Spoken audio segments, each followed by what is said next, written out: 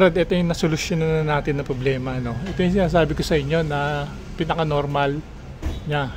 Babaksak siyang pag ganun dapat.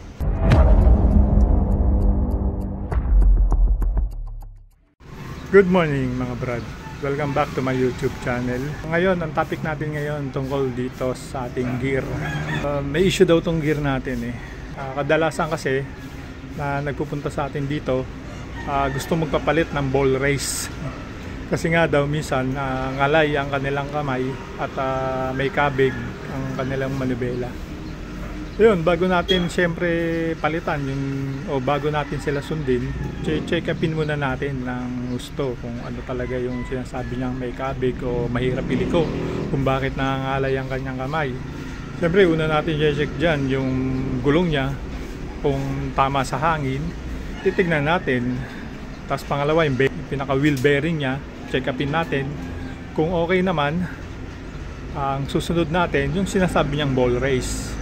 Ngayon kadalasan kasi minsan mababa pa o gusto nila papalitan na ng ball race kasi nga daw dito may problema sa ball race. Kaya minsan may dala na silang ball race, minsan nagtatanong sila kung may ball race kami.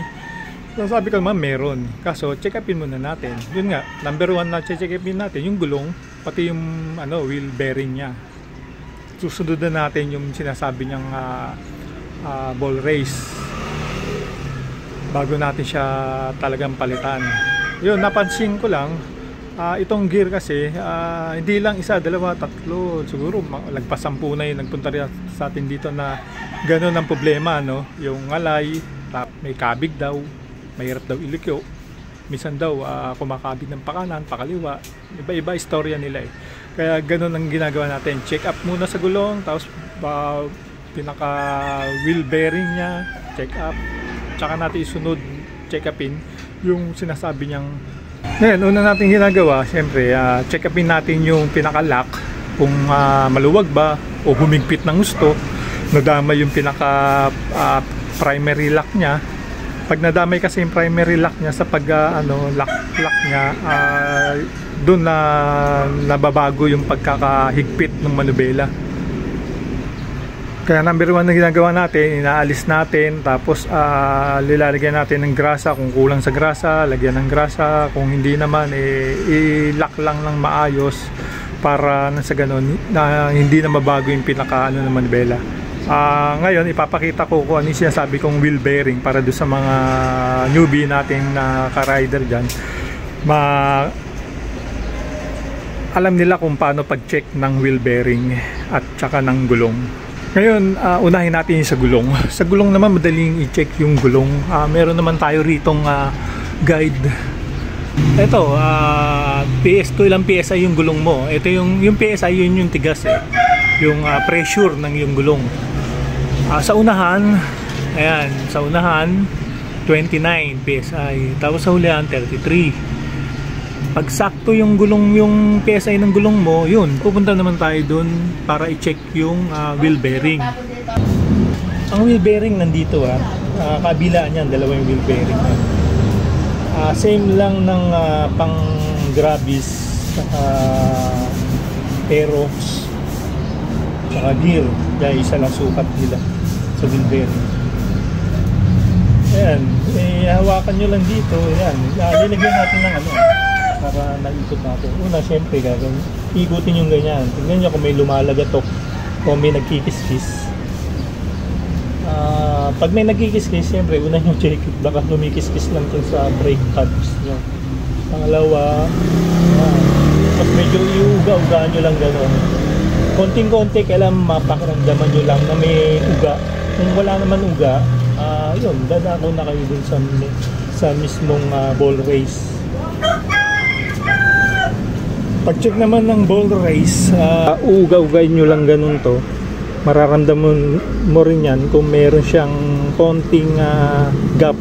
Ngayon, pag natapos nyo na na-check yung gulong at saka yung wheel bearing at wala namang problema, dito na kayo pupunta sa may manubela. Kakalangan nyo lang yan. O kaya medyo itataas nyo lang yung gulong sa harapan.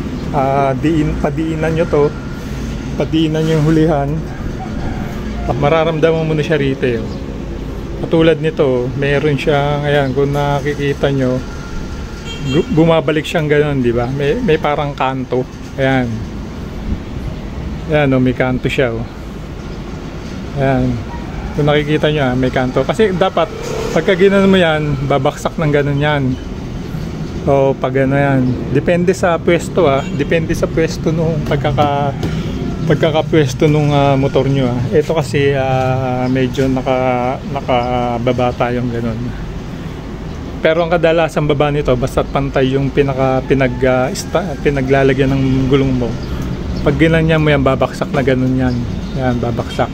Pagka tama yung luwag ng ball race mo, pag tama yung yan, babaksak na ganun yan. Ito, nangyayari dito, wala, kung saan mo siya, hanggang dun lang siya. Tsaka mapapansin nyo, ayan, meron siyang kanto rito. Doon maraming nagkakamali na mga ka-rider natin, talaga nagpapalit sila ng ball race.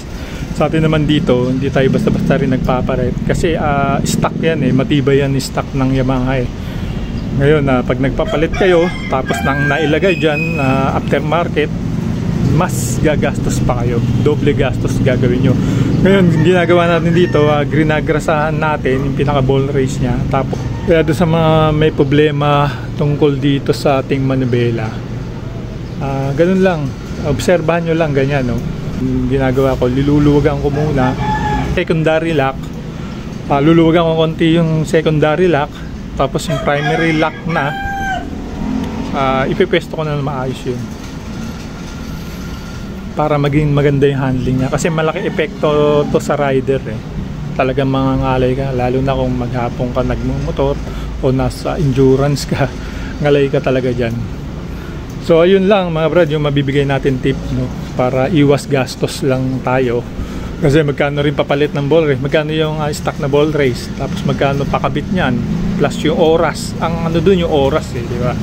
Lalo na kung may trabaho ka, sa oras. Kaya yun, check upin nyo muna mabuti. Kasi sayang ang pera. Yun. Ngayon mga brad, ito yung nasolusyonan na natin na problema. Ito yung sinasabi ko sa inyo na pinaka-normal niya. Babaksak siyang pag ganun dapat. Ngayon bakit pakanan ng baksak niya? Kaliwa. Nandito kasi tayo sa harapan. Pakaliwa ang baksak niya.